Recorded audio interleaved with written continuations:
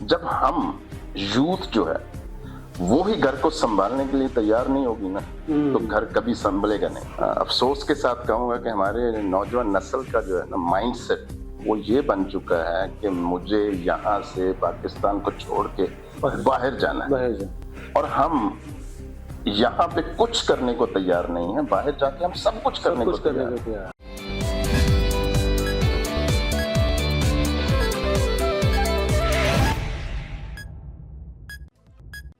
अस्सलाम वालेकुम नाज़रीन, मैं हूं फैसल अकरम और आप देख रहे हैं डेली सरजमीन।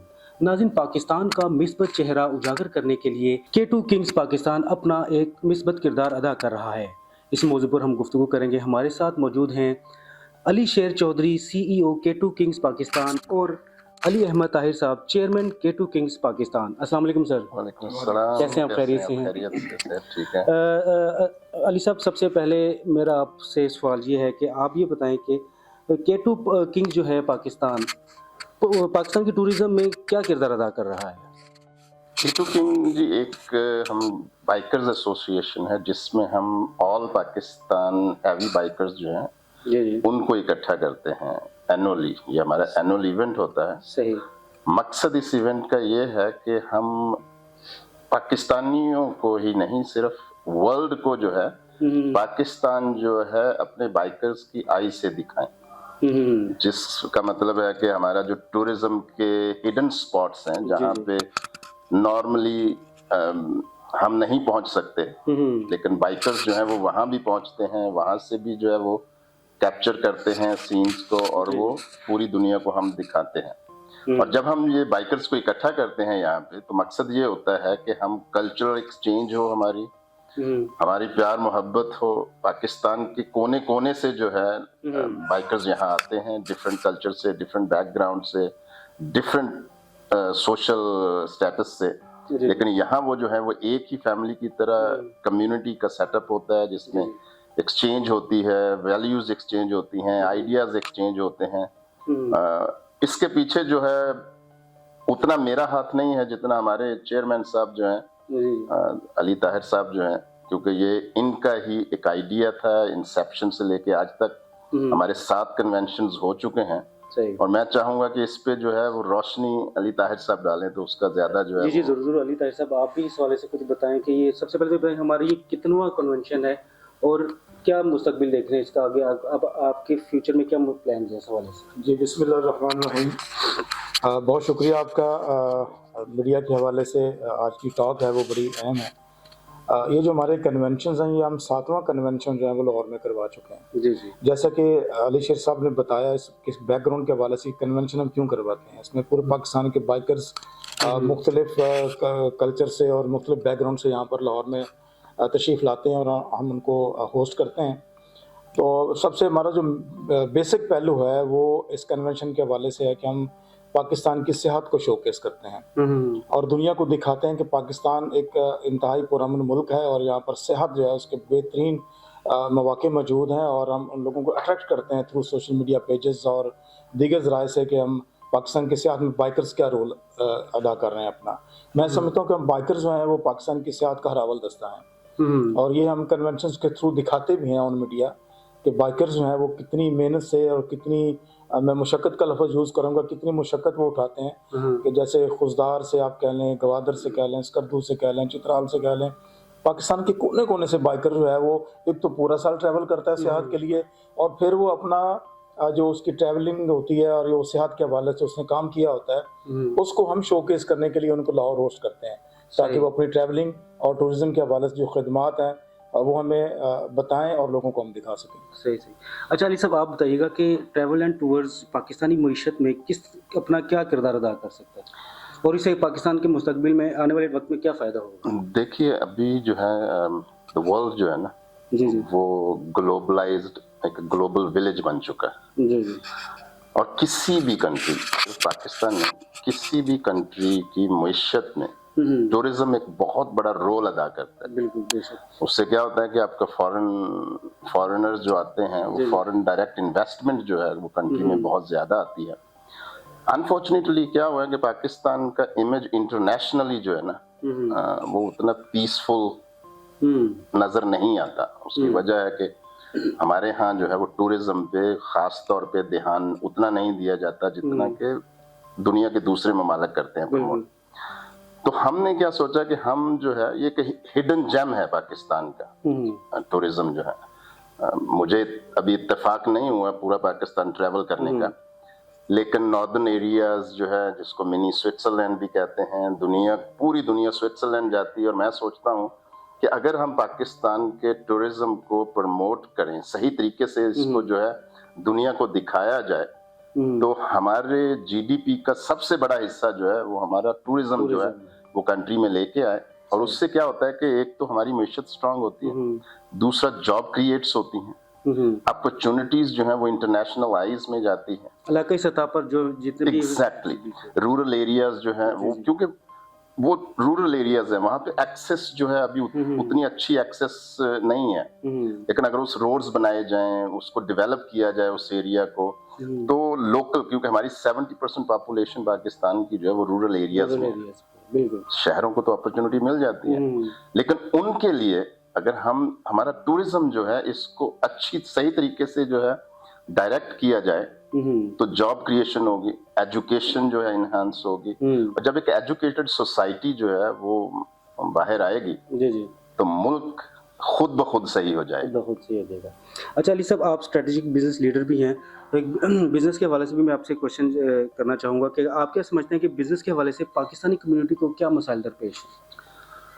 हाँ, अगर एक हो तो मैं आपको बताता, अनफॉर्चुनेटली क्या हुआ है कि हमारा पॉलिटिकल एनवायरनमेंट जो है ना इस वक्त वो इतना कॉम्प्लिकेटेड हो चुका है कि एक एंटरप्रेन्योर को, एक बिजनेसमैन को जितना डेवलप करना चाहिए वो नहीं कर रहे। उसकी वजह क्या है? हालांकि पाकिस्तान जो है, जो मैंने अभी देखा है, इसका यहाँ पे जो अपॉर्चुनिटीज हैं, जो रिसोर्सेज हैं, वो शायद ही दुनिया में कहीं पे हो।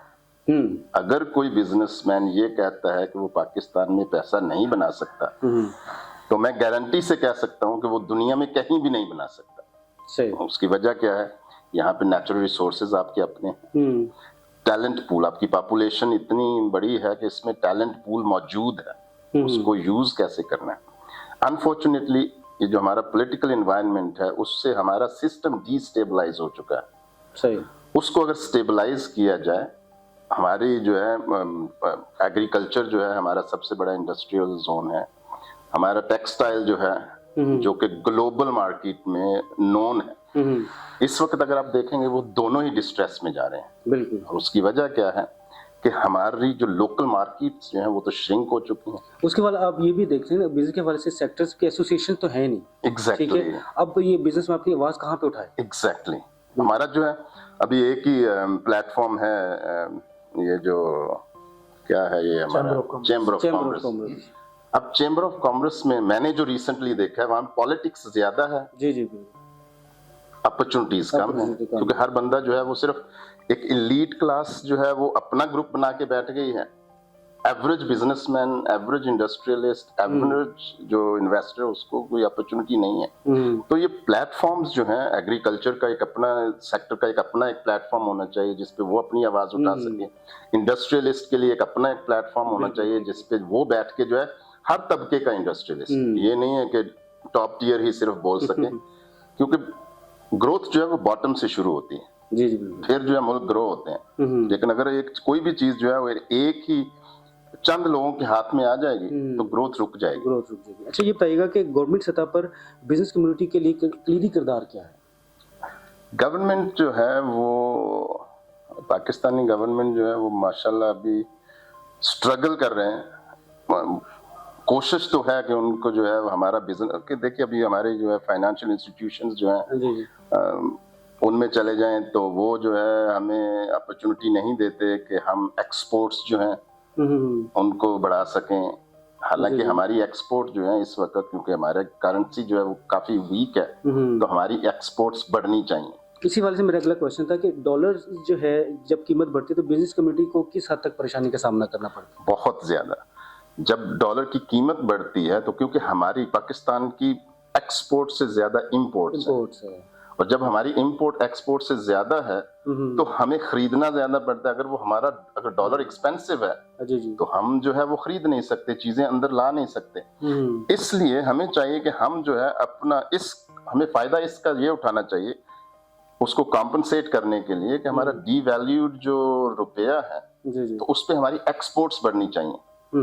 अनफॉर्चुनेटली क्या है कि एक्सपोर्ट्स के लिए जो है हमें वो एरेना जो है वो प्रोवाइड नहीं किया जा रहा है। यहाँ पे हमारा प्रोडक्ट तो है लेकिन प्रोडक्ट का जो है वो स्टैंडर्ड जो है जी जी। वो इंटरनेशनल लेवल का नहीं हो रहा। उसकी वजह क्या है कि उसमें जो है हमारा फोकस उस पे नहीं है। हम यहाँ पे अनफॉर्चुनेटली क्या है कि हम शॉर्टकट्स को ज्यादा प्रेफर करते हैं। थोड़ा सा मेहनत करना पड़ी तो उससे जो है वो हम भागते हैं। तो गवर्नमेंट जो है वो हमें यहाँ पे अभी एक इनिशिएटिव इन्होंने शुरू किया है। टैफ्टा वाले जो है अभी चीफ मिनिस्टर साहबा के साथ जो है टैफ्टा का जो है ट्रिप हुआ है चाइना का। अब चाइनीज जो है वो हमारे सबसे बड़े बिजनेस पार्टनर्स भी हैं और फ्रेंड्स भी हैं। उन्होंने एक मेरे नॉलेज के मुताबिक उन्होंने एक अपॉर्चुनिटी दी है कि आप जो है हमें एक टैलेंट पूल जो है स्किल्ड लेबर तैयार करके दें, हम इंडस्ट्री सेटअप करते हैं। अभी उनका क्या था कि जी हम इंडस्ट्री सेटअप करते हैं अब्रॉड में, मुल्क से बाहर, आप हमें टैलेंट पूल जो है तैयार करके दें ताकि हम उनको वहां एम्प्लॉय करें। मैं कहता हूं कि इंस्टेड के हम अपना टैलेंटेड जो ब्रेन्स जो है उसको ड्रेन होने से बचाने की बजाय हम उनको ये कहें कि हम इंडस्ट्री के लिए जोन आपको यहाँ देते हैं, आप इंडस्ट्री यहाँ लगाएं, हम जो है वो स्किल्ड लेबर तैयार करके देते हैं ताकि उसका मैक्सिमम बेनिफिट जो है वो हमें यहाँ पे, ना कि हमारा ड्रेन होके कहीं और जाए, काम कहीं और करे, किसी फायदा किसी और मुल्क को। तो ये छोटी छोटी चीजें हैं जिसपे जो है वो गवर्नमेंट को इंशाल्लाह।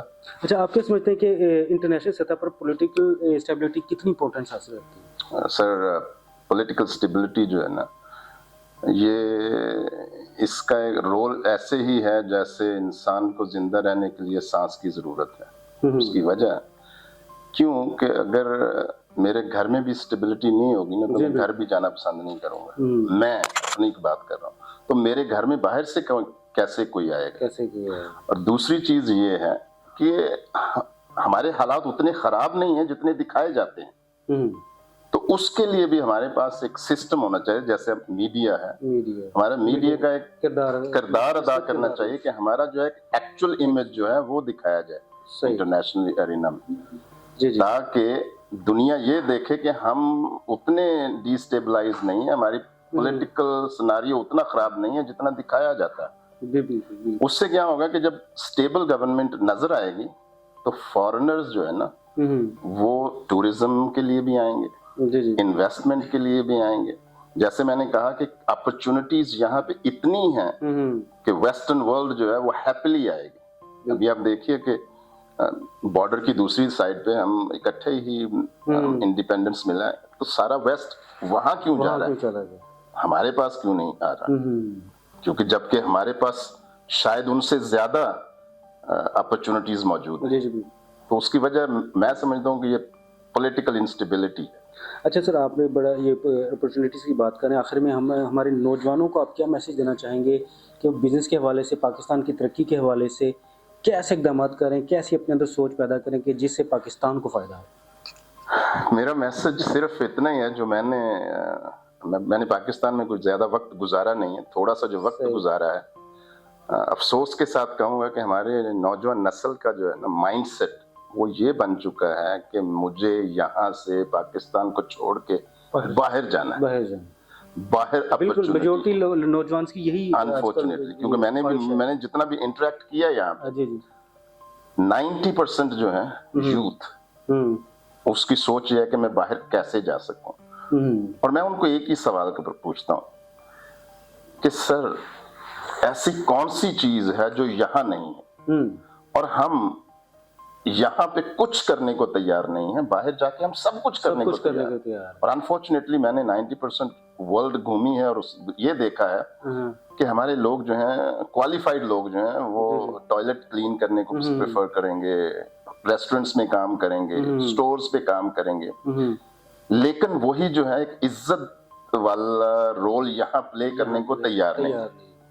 उसमें मेरा मैसेज उनके लिए ये है कि जब हम यूथ जो है वो ही घर को संभालने के लिए तैयार नहीं होगी ना, तो घर कभी संभलेगा नहीं। बाहर जाके मैं जो मर्जी कर लूं, जितना मर्जी कमा लूं, मेरे वहां करने से, कमाने से ये घर सही नहीं होने वाला। और ये इसको सही करने के लिए मुझे थोड़ी स्ट्रगल जरूर करना पड़ेगी, लेकिन मेरे एक एजुकेशन हमारे पास होनी चाहिए, स्किल, अपने आप को हमें स्किल प्रोवाइड करनी चाहिए। अपना जो ब्रेन जो है वो ये देखना है कि यहाँ की अपॉर्चुनिटी को बगैर फ्रीडम को स्टेक पे लगाए, क्योंकि हम बाहर भागते हैं ना, तो वहां जाके हम अपना फ्रीडम स्टेक पे लगाते हैं। यहाँ पे आप अपना फ्रीडम इन हैंड रखते हुए उसी चीज को हम क्यों नहीं डेवलप करते, उसी पे हम वर्किंग क्यों नहीं करते।